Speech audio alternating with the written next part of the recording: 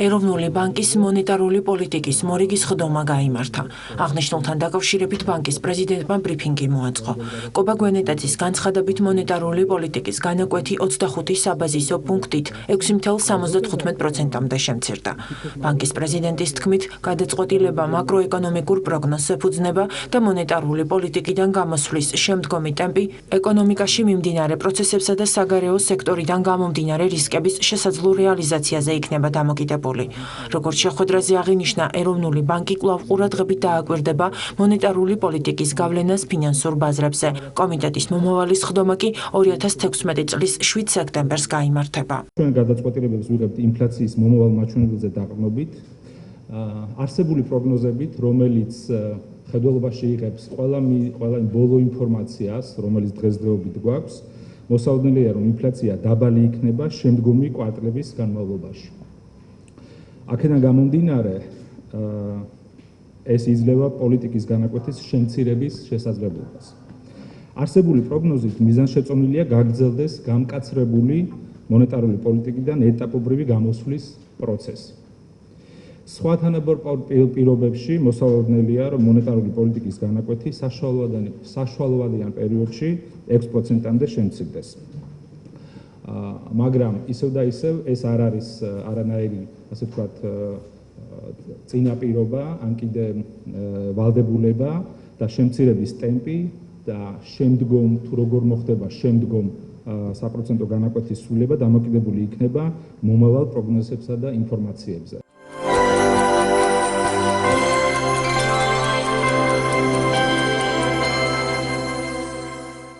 საზოგადოების განწყობა საქართველოში ამ სახელწოდების კვლევის შედეგების წარდგინება სასტუმრო რომში შედგა. შეხვედრაზე ეროვნულ-დემოკრატიული ინსტიტუტისა და CRRS-ი საქართველოს ხელმძღვანელებმა ქვეყნის მასშტაბით მოპოვებული მასალები გამოაქვეყნეს. ინიციატორების განცხადებით კვლევა ივნისში ჩატარდა და საქართველოში მიმდინარე პროცესებზე, საგარეო თუ საშინაო პოლიტიკაზე საზოგადოებრივი აზრის გამოვლენას ითვალისწინებდა. აღნიშნულ ანგარიშში თბილისში სხვადასხვა რაიონსა და ეროვნული უმცირესობებით მჭიდროდ დასახლებულ რეგიონებში მოსახლეობის საცხოვრებელი პირობების მდგომარეობაც აისახა. პრეზენტაციაზე წარმოდგენილი იყო მოსახლეობის დამოკიდებულება აქტუალურ საკითხებთან დაკავშირებით და მათი საგარეო პოლიტიკური ორიენტაციის შესახებ. შემიძლია ვისაუბრო პრეზენტაციის ჩემ ნაწილზე, სადაც სიღრმისეული ანალიზი იყო წარმოდგენილი თუ რა ხდენს გავლენას ადამიანების საგარეო პოლიტიკურ ორიენტაციაზე. გამოიკვეთა, რომ უფრო ახალგაზრდები, უფრო მატერიალურად კარგ მდგომარეობაში მყოფი ადამიანები და უფრო უმაღლესი განათლების მქონე ადამიანები უფრო პროდასავლურად არიან განწყობილები. ასევე ნახეთ, რომ ადამიანები, რომლებიც ახალ ამბებს, პოლიტიკურ გადაცემებს უცხოენოვანი არხებზე იღებენ, ისინი უფრო პრორუსულად არიან შედარებით განწყობილები.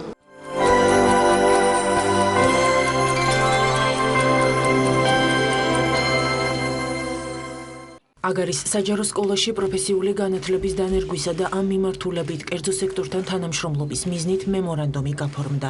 შეთანხმებას ხელი მოაწერეს გაეროს განვითარების პროგრამის, განათლებისა და მეცნიერების სამინისტროს, აგარის შაქრის კომპანიისა და ზოგად საგანმანათლებლო დაწესებულების წარმომადგენლებმა. მომზადება გადამზადების კურსები ელექტრიკოსის, ზეინკალ-სანტექნიკოსისა და შემდუღებლის პროფესიებში ღია იქნება როგორც მე-10-მე-12 კლასის მოსწავლეებისთვის, ასევე ზრდასრულთათვის. განათლებისა და მეცნიერების სამინისტრო მიესალმება ევროკავშირის მიერ დაფინანსებული პროექტის ფარგლებში გაეროს განვითარების პროგრამის ინიციატივას, რომელიც მიზნად ისახავს საჯარო სკოლის ბაზაზე პროფესიული განათლების ხელმისაწვდომობის ხელშეწყობას. ეს არის ძალიან მნიშვნელოვანი, რამდენადაც ასევე უწყობს ხელს საჯარო კერძო სექტორების პარტნიორობას. პროექტის მიზანი არის ქარელის მუნიციპალიტეტის სკოლაში ხელი შეუწყოს გამგეობის და ასევე აგარის შაქრის ჩართულობას. დღეს ძალიან მნიშვნელოვანი ინიციატივას ეღრება საფუძველი. ეს არის საჯარო და კერძო თანამშრომლობის საფუძველზე აგარის საჯარო სკოლაში პროფესიული გადამზადების კურსების ჩამოყალიბება. უმნიშვნელოვანესია ის ფაქტი, რომ ძალიან ბევრი დაინტერესებული მხარე იღებს ამ ინიციატივაში მონაწილეობას. როგორც ცენტრალური ხელისუფლება განათლების სამინისტროს ჩათვლით, ისე ადგილობრივი ხელისუფლება, აგარის შაქრის ქარხანა, აგარის საჯარო სკოლა და საერთაშორისო ორგანიზაციები, გაეროს განვითარების პროგრამის და ევროკავშირის სახით წარმოდგენილი.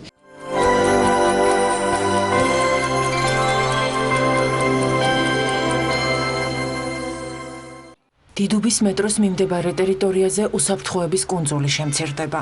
ადგილზე არსებულ ვითარებას თბილისის მერიის კეთილმოწყობის საქალაქო სამსახურის უფროსი გივი კუბლაშვილი და დიდუბის რაიონის გამგებელი ირმა ზავრადაშვილი გაეცნენ. მათ წერეთლის გამზირზე უსაფრთხოების კუნძულის შევიწროების ხარჯზე გზის გაფართოების მიმდინარე სამუშაოები დაათვალიერეს. მხარეების განცხადებით კუნძული 4 მეტრით შემცირდება და პროექტის მიხედვით ოვალის ფორმას მიიღებს. დიდუბის გამგეობასთან ერთად ვასრულებთ საინტერესო პროექტს, რომელიც ეხება უსაფრთხოების აი ამ კუნძულს. მოხდება მისი დაპატარავება, რაც იყო მოსახლეობის მოთხოვნა და მძღოლების მოთხოვნა და მათ მოთხოვნას ვასრულებთ. დაპატარავდება წრე 4 მეტრით ერთი მხარეს, 4 მეტრით მეორე მხარეს. დაპატარავების შემდეგ უკვე დიდუბის რაიონის გამგეობა განახორციელებს გამწვანების ღონისძიებებს.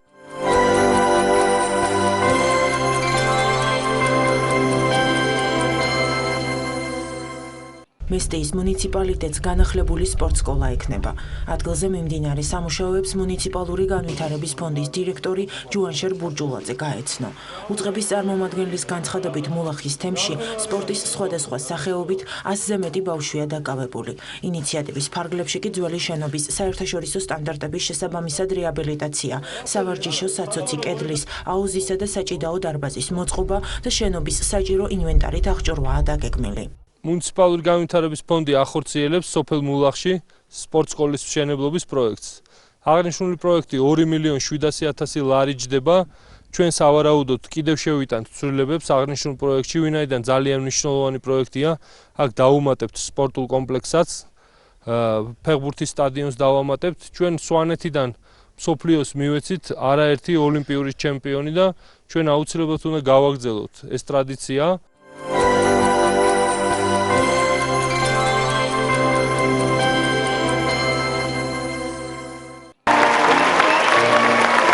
ევგენი მიქელაძის სახელობის ცენტრალური სამუსიკო სასწავლებლის გუნდისთვის ეს ამერიკის შეერთებულ შტატებში რიგით მეორე წარმატებული გასტროლია.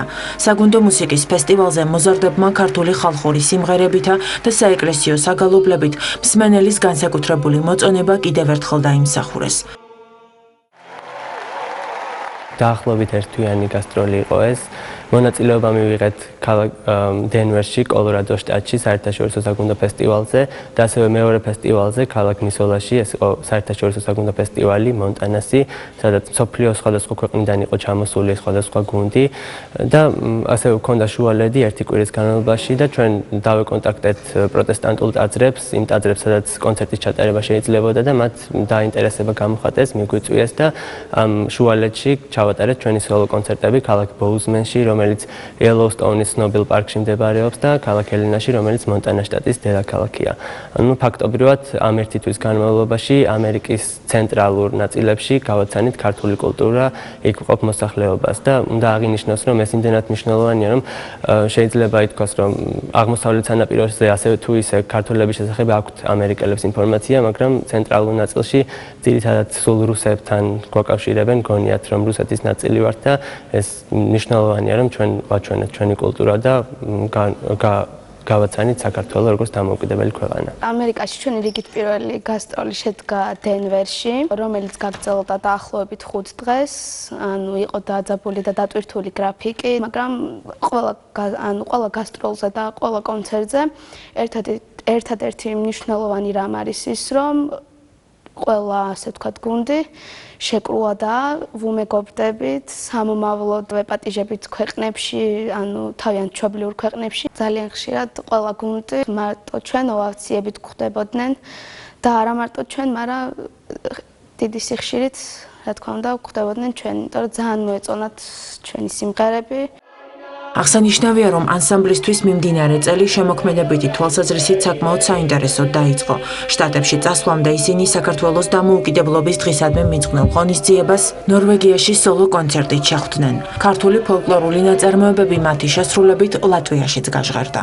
ქართული მუსიკა იმდენად განსხვავებულია, ყოველთვის აღთუანებით ხდება სმენელი, განსაკუთრებით უცხოელები, რადგან მსგავსი რამათ არ მოусმენიათ და რა თქმა უნდა ფეხზე დგომით გვეგვებებიან ყოველთვის. ასევე იყო ნორვეგიაშიც, ოსლოში და ასევე იყო რიგაში, სადაც ჩატარდა კონცერტი ადგილობრივ ტაძარში, საკმაოდ სერიოზული და ერთ-ერთი ძველი ტაძარი იყო და ჩვენთვის მნიშვნელოვანი იყო, რომ ასეთ ადგილებში მოგვიწია სიმღერა. ძალიან კარგი გასტროლი იყო ჩემთვის პირადად, იმიტომ რომ საკმაოდ კარგი კონცერტი ჩავატარეთ.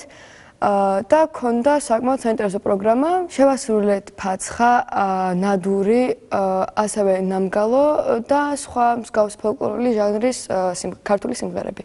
ევგენი მიქელაძის სახელობის ხალხური მუსიკის გუნდი 2010 წელს ჩამოყალიბდა. ქორმაისტერი გახლავთ წმინდა პანტელეიმონ კურნალის სახელობის ტაძრის რეგენტი ბადრი ჯიმშელეიშვილი. ანსამბლს ჩატარებული აქვს კონცერტები მსოფლიოს არაერთ ქვეყანაში.